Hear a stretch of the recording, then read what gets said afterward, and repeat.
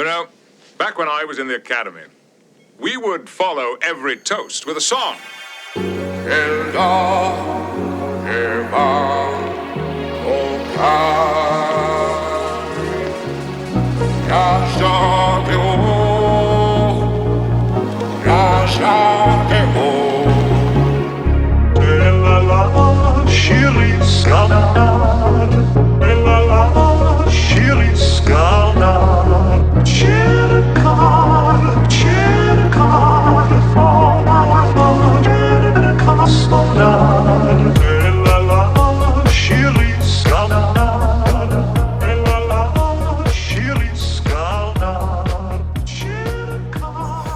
Okay, so let's get started. These are very different episodes than what we've usually done with Where No Bubs Has Gone Before. Welcome, everybody, once again to Where No Bubs Has Gone Before, Star Trek The Next Generation podcast, hosted by myself, Jay Reckward, and my father, Jake. Oh, no, come on in there, Francis. It's okay. Oh, that's okay. I didn't know y'all were out here doing the podcast, but that's good fun. Yeah. But we're here doing Star Trek Season 1, Episode 19, Coming of Age, because originally we recorded this a long time ago, but the audio file apparently was corrupted, and we're going to do a truncated 30-minute episode. So, Jake, thank you for being here. Of course, we're together here in lovely Northern Maryland at, as I previously mentioned, Aunt Francis's house. So it's good to actually be here with you to do these. It is. These are going to be a little bit different. They're going to be much shorter. We're going to just hit things, and we'll talk about general ideas and stuff. So, the first episode we're doing, of course, is Coming of Age, Season 1, Episode 19, which debuted on March 14th, 1988, with a star date of 451416.2. What do you remember about March of 1988 before we get into it? March of 1988. Let's see. Well, I can't remember anything specific about other than that was an election year. So Ronald Reagan was finishing up his second term. There's probably a lot of... Just a couple days ago, we're recording this on September 3rd. Yes. September 4th. Right. 2022. Ronald Reagan and Mikhail Gorbachev had a lot of conversation over... the course of his Reagan's term in office, so that they're Gorbachev believed in glasnost, openness, and perestroika, and so forth. And the Cold War was really winding down. And of course, in 1989, the Berlin Wall fell, and then in 1991, the Soviet Union dissolved. So that's all I can really think about that was big in 1988, really. Can I ask you, Mikhail Gorbachev just died. Yes. And, there's some clear conflicts between him and Putin, where Putin looks at him as kind of like the instigator of the downfall of the Soviet Union. Right. Of course, Putin is not attending the state funeral for Mikhail Gorbachev, though he has seen him in repose in the Kremlin. How would you summarize Mikhail Gorbachev as a historical figure? Because I think in some cases, when we talk about history, he made a big impact within my lifetime, but it was such an early part of my lifetime. I'm only just past, maybe 2? How would you summarize Mikhail Gorbachev for people? Because I think, as time goes on, he will be kind of forgotten and things, and I think he's a really important figure in history. I think he will become more important in history because it's not uncommon that when an event occurs, you can't put it into perspective right away. You have to wait 40 years or 50 years or longer even to see what the downstream impact is. But I think Gorbachev will be seen as a realist, that he knew that his nature was not to be combative. He wanted peace. He was a humanist, probably at heart. Absolutely. He knew that the Soviet system, I think he believed that the Soviet system really couldn't continue, particularly the stirrings that were happening in like Poland with the Lech Walesa and the Unionist movement. I forget what it was called. Right.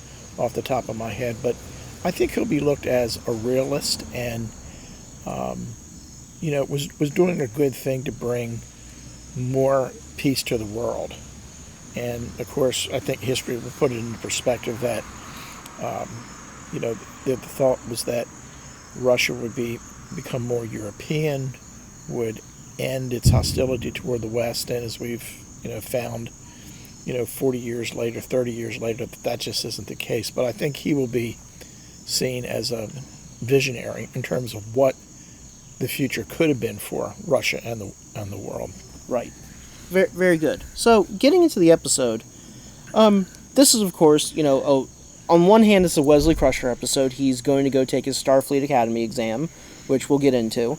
On the other side, there is an investigation being run by Admiral Quinn and Lieutenant Commander Redmick around the investigation of the Enterprise and Captain Picard's conduct, which is actually very tense throughout the episode.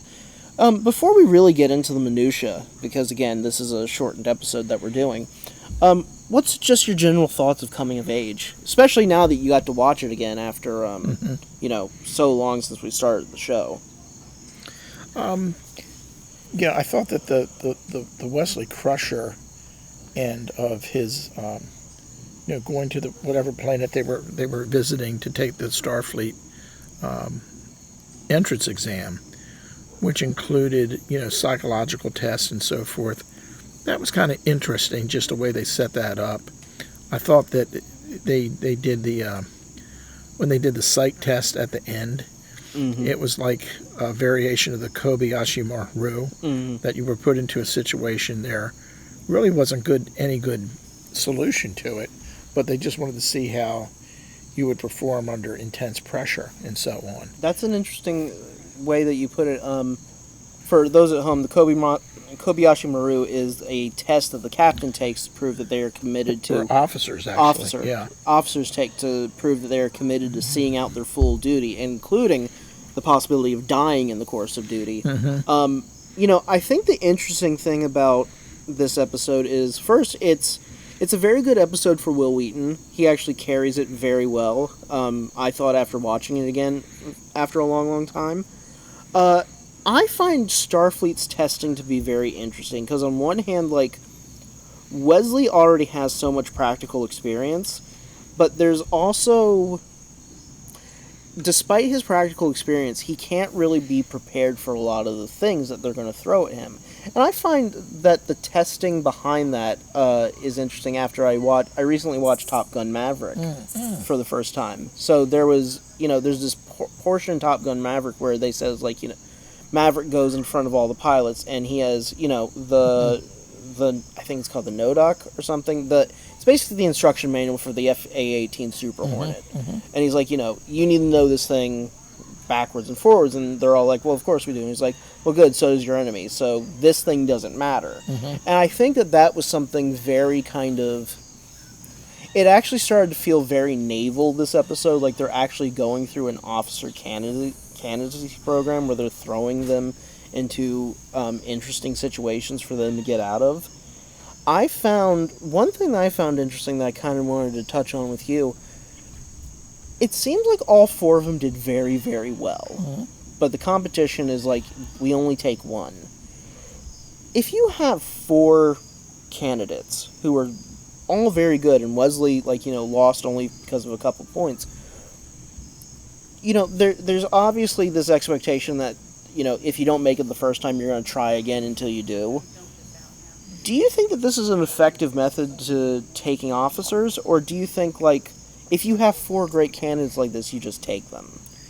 Because it seems Starfleet isn't, in some ways, is specialized, but isn't that specialized. It seems more analogous to our actual military. I guess it depends on, how many spots they have in each class at Starfleet Academy, how many other testing centers, how many candidates they have throughout, the sector of the galaxy through, Federation space. So that could be a limiting factor in the fact that, if they have one testing center, they're only going to choose one. One thing, though, that I found interesting was they have it So a lieutenant commander is running the program.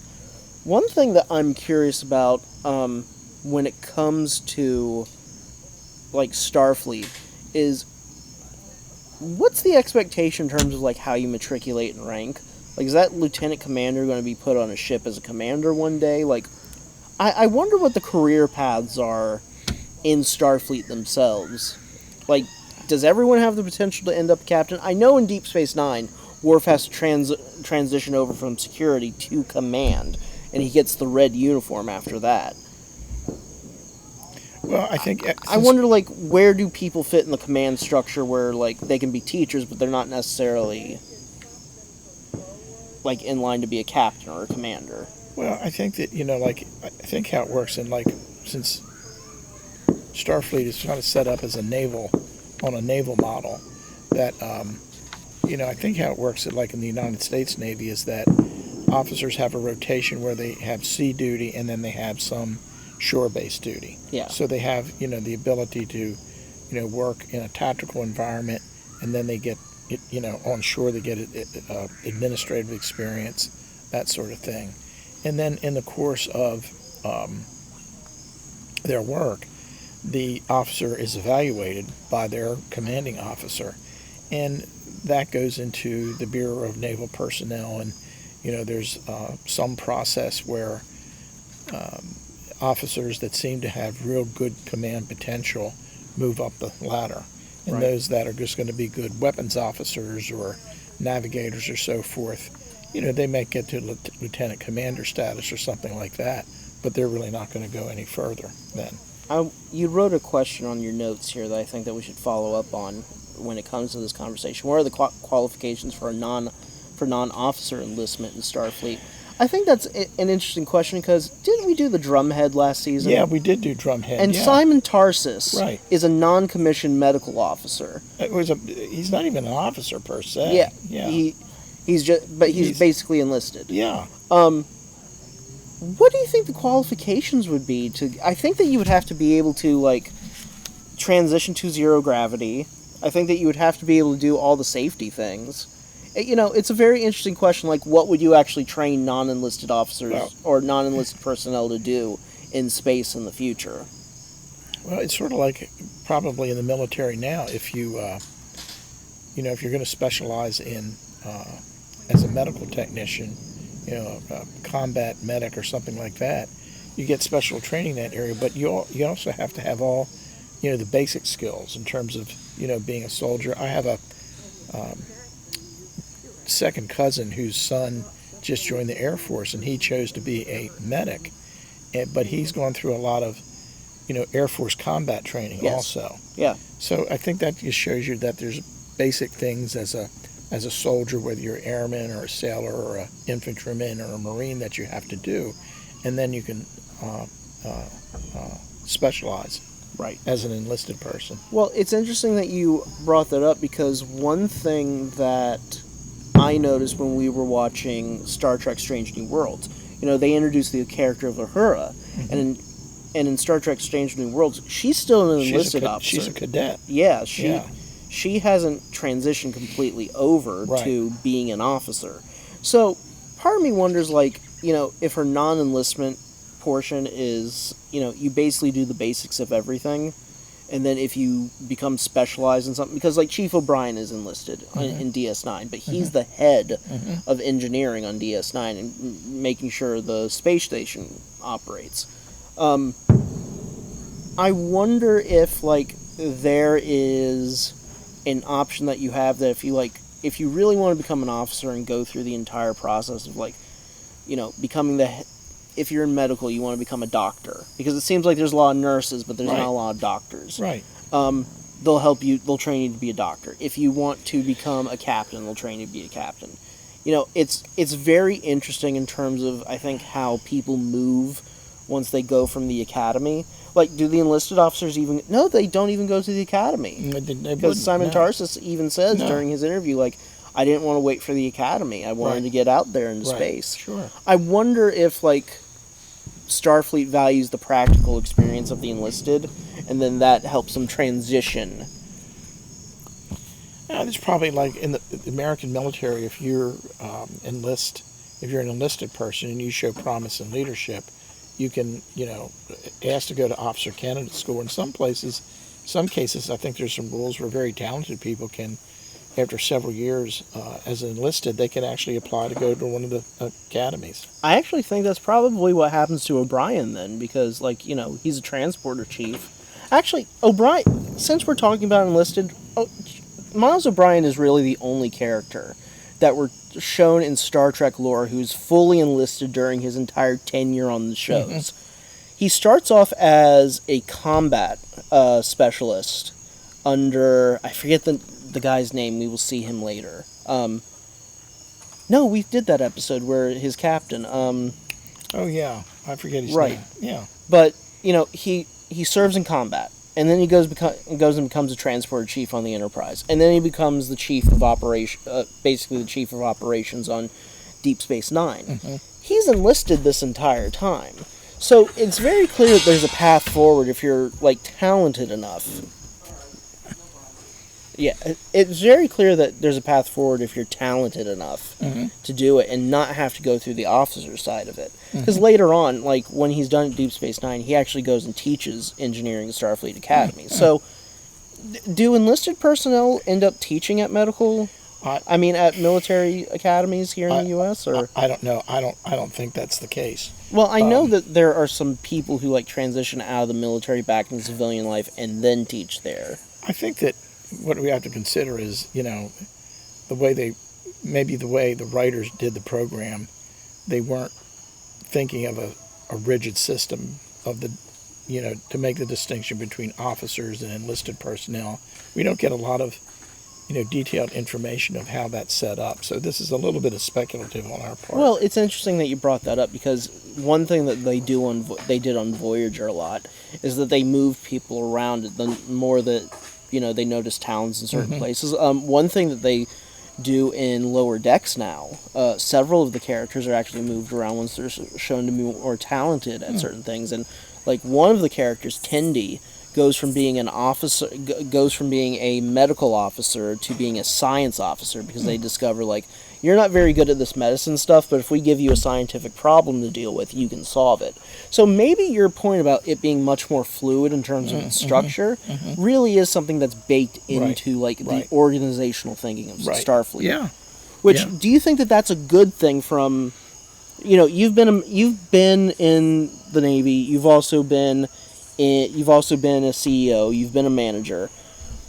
Do you think a more rigid structure or do you think it's dependent?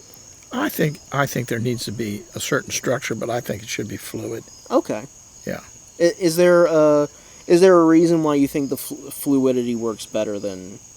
It's just a practical aspect. If you put somebody into a position and you find they don't have skills and strengths there, I think I read a book at one time is that, you put somebody into a position and you judge them on how well they do. Right. And if they show strengths in some other area, rather than moving them into that area, if you have that opportunity, you keep trying to jam the square peg into the round hole, and it just doesn't work. So I think that's where, with practical experience, you find out where someone's skills really are and what they're capable of, even when it includes leadership skills. Very well put. So let's transition over to the second part of the episode. Admiral Quinn comes aboard. He's been old friends with Jean-Luc Picard, but he's here to lay down the hammer through Lieutenant Commander Remick, who is supposed to investigate Jean-Luc Picard and the rest of the crew, and along the way does discover that they have had several perceived violations of the Prime Directive, but in the end we discover that Admiral Quinn was having Remick investigate them to see if, these Starfleet officers were truly maintaining the best core values of Starfleet. And they determine that they are, even to the point where Remick says, once my posting is done with Admiral Quinn, I would like to serve aboard the Enterprise, because it's very clear this crew is very special.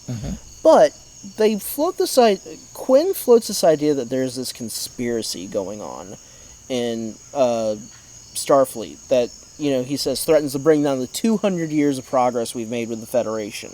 And we find out later on that they are actually being possessed by this kind of parasitic, symbiotic. We never really get an answer in the later episode of what they are, but by these aliens. What do you think of this side of the storyline and, just how things happen? Remick being very hostile and everyone kind of being up on their toes. I think it's very interesting because the investigation that Lieutenant Commander Remick does on Picard and the crew is very intense, makes people very anxious, very nervous. And at one point then after Remick gives his report, Quinn offers, because of, this threat and so forth that is perceived, that he says to Picard, I really want you to come back and be the commandant of the Academy. And so you can be close. And I wonder, I've actually had the thought, since this episode sort of sets up a future episode where Quinn is, taken over by this alien parasitic organism. It really takes over Starfleet headquarters in San Francisco back on Earth. Was, how was Quinn aware of that? And he needed Picard close. Or I've had the thought, was Quinn already infected and he wanted to bring Picard in to get him as part of the cabal also? Very good question. Because it really does, it's kind of ambivalent as to what Quinn's, in my opinion, what Quinn was really trying to accomplish. But we probably don't know how far ahead. I guess it was later in season 1 that the parasitic alien. It's the very end of season. It's the last episode in season 1 before the finale, which is the neutral zone. Okay, so it really does set up a future episode. I think that's what it really does, the main thing. And I think we reviewed that episode being like it was a good episode. Yeah. But it doesn't go anywhere because we're never actually given an explanation of who these parasitic aliens are. Where they came from and all that. If I remember correct, the last screen where they asked where do they come from and we don't know, we see that map of the Alpha Quadrant that's kind of like that 3D Z-axis map, and the camera kind of pans into it in the starry space, and you don't know who's there. Right. I think the actor who plays Remick is very good. I don't think you see a lot from Quinn. I think Quinn's episode is much, much better later on. I found the interplay between Remick and Beverly Crusher when he starts asking her about her feelings with Jean-Luc Picard, because this is something that kind of gets dropped in the middle of the series that will be picked back up later on. And I've just started reading the autobiography of Jean-Luc Picard, and of course Beverly Crusher marries Jean-Luc Picard later on. Spoilers, folks. But I found the questions interesting when you consider the result, because the crew clearly breaks the Prime Directive a few times, especially Justice, where they, that's the one where Remick is like, you broke the Prime Directive to save a boy, and he's like, yeah, I'm going to put my crew before everything else, and I thought that was a very interesting thing, because a lot of the questions had to do with whether or not they were really fit to do their duty, and it seems to me like, of course, this is a concoction by Quinn to get close to Jean-Luc Picard and make sure he's loyal.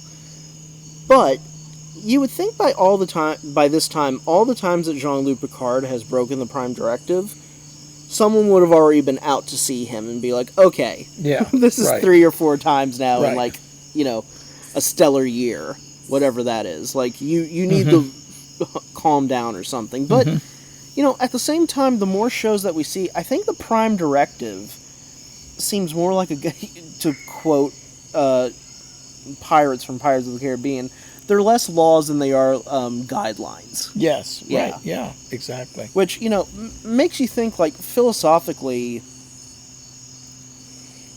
is the Prime Directive, and you've seen some more shows now,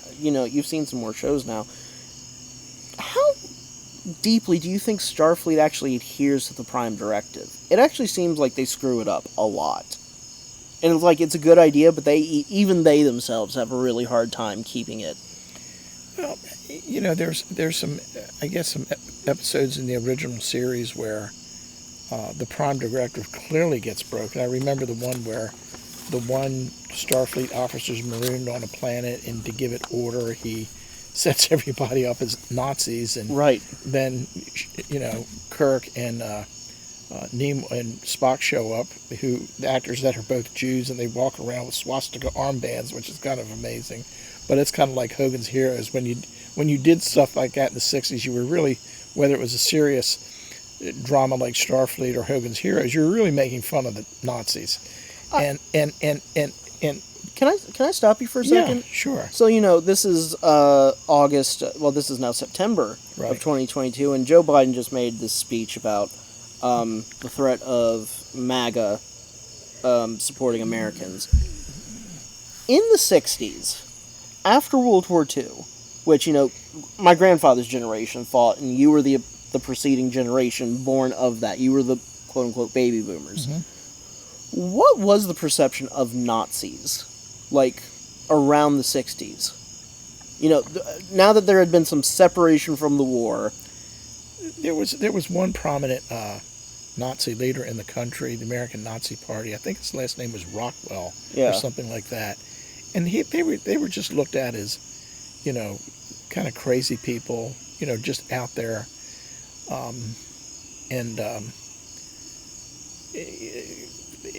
World War II was close enough that, the feeling that Nazism was bad. But I think it's very interesting we bring this up because, a lot of the tenets of Nazism in terms of, master race, white supremacy, that really wasn't understood, that a lot of those Nazi themes really existed in American society, and they do today still. Yes. And I think that's one of the things that, I didn't listen to Biden's speech on Thursday night, but I don't think he specifically said anything about that. Perhaps he did about the white supremacy and so forth, but it's something we're dealing with still. But back to the what we were talking about, the episode. Yeah, I think there were times like that one episode when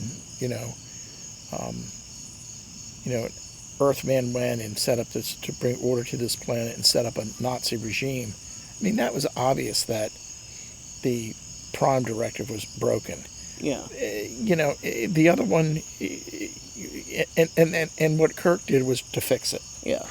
The other one was the one where the two planets had basically legalized war. Yes. And they were killing one another, and people were, having to report to disintegration Right. Great episode. chambers. And Kirk chose to end that, which was a clear violation of the Prime Directive. But it was justified, like, this is just crazy to do this. And some of the things Picard did were along the same lines, much like when he saved Wesley that time. But I think it comes down to sort of the von Moltke principle. He may have said it, or Sun Tzu may have said it first, that, as soon as you have contact with the enemy, the plan changes. Yeah. And the point being is that, when you're on the Enterprise and you go to a new planet and you find that there's a situation there that has to be addressed, and you end up breaking the Prime Directive, as long as the outcome is okay, then you're all right. If you and you've had situations in military history like this where somebody does something. I mean, a good example was, I just read a book on the Battle of Britain, and it really went into detail as to how that all lined up when the German army, the Nazis, attacked Holland, Belgium, and France in May of 1940.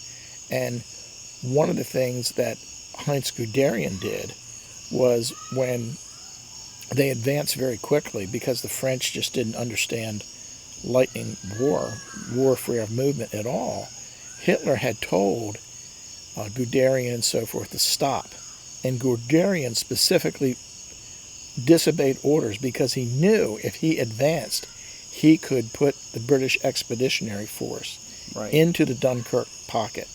And he disobeyed orders, but he didn't get in trouble for it because of the result. Now, if he had failed, it would have been a different story. Yeah. So I think that's a little bit what may happen with the Prime Directive. But, I think that what you see, that if there's actually a lesson from it, geopolitically and strategically and tactically and so forth, is that if you have a certain rule you want to follow, it ends up being a guideline, like you said, because, as soon as you get into a situation, you think, well, this is what we're going to do, this is how it's going to roll out and so forth. But you find that that's not how it is, so you have to adjust your plan. Well, season 2, the episode Pen Pals, when Data makes contact with that little girl down on the planet where its geothermal status is basically disintegrating. Right. It comes to a question like, well, if you have the technology to fix the planet without anyone in that civilization knowing,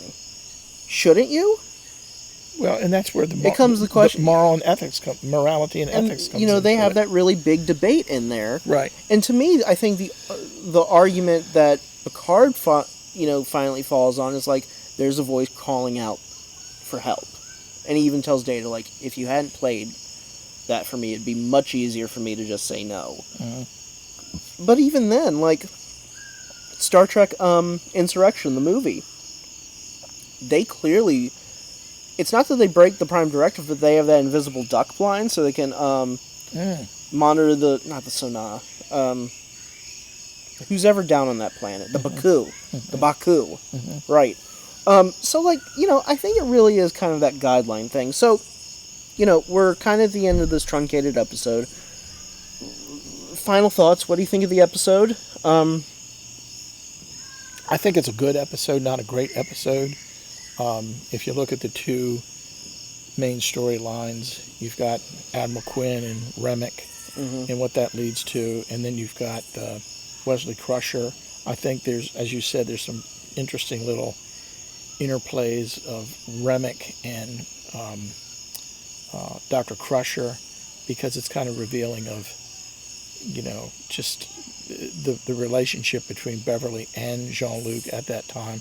I think there's a very good conversation about anxiety and fear between Worf and Wesley also. Yes, a very good conversation. Yeah. Well, it's a very good Will Wheaton episode. It is. Like, Will Wheaton does very well in this. Right, and, he does. Like you, I like this episode a lot. I think it's a lot like a lot of the Season 1 episodes. Mm-hmm. They can be very good episodes, right, but the stuff we get into later is just so much better because they finally figured out what kind of story they want to tell. That's one thing, since we're doing 2 truncated episodes from Season 1, one thing I've noticed is, since we're now we've completed Season 4, is that I've noticed that those actors that are in these roles, they're sort of, in Season 1, there's kind of feeling themselves out. They're trying to put themselves into the character, and as the season goes on, I think they develop their own sense of who they want that character to be, in line with what whoever the director is, defining the character to be. Excellent. Yeah. Dad, thank you for this episode. Sure. We will take a break real quick and come back and do the next one. Yeah. But everyone, thank you for joining us for Where No Bubs Has Gone Before. We'll be back for Star Trek The Next Generation Season 1, Episode 20, Heart of Glory. See you in a minute.